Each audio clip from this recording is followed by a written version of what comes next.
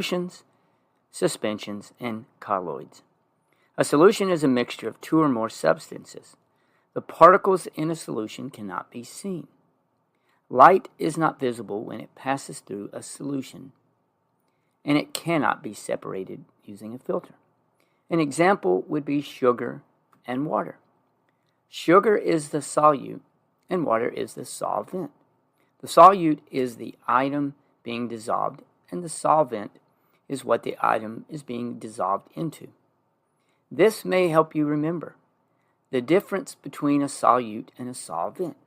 Think of placing the lute into a vent to hide it, so the solute goes into the solvent.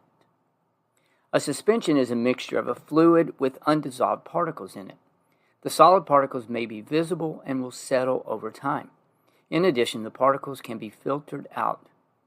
Light is visible when it passes through a suspension. The solid particles are called the internal phase, and the fluid is called the external phase. An example would be muddy water and sand in water. The sand does not dissolve into the water, but it's mixed into the water, and over time it will settle. A colloid is a mixture consisting of very small insoluble particles dispersed into a fluid. Light is visible when it passes through a colloid. You cannot use a filter to filter out what is dispersed, and the particles do not settle over time. Examples include glue, milk, and fog.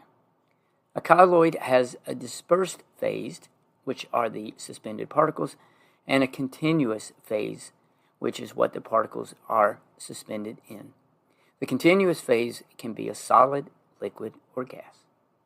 I hope that was helpful. Thanks for watching, and remember, kindness multiplies kindness. Be kind to someone today.